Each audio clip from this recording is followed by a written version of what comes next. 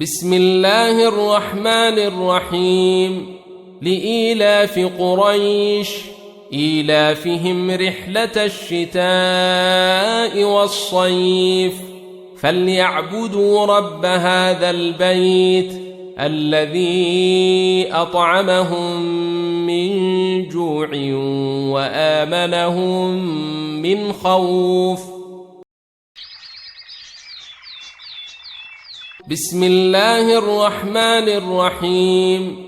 لإيلاف قريش إيلافهم رحلة الشتاء والصيف فليعبدوا رب هذا البيت الذي أطعمهم من جوع وآمنهم من خوف.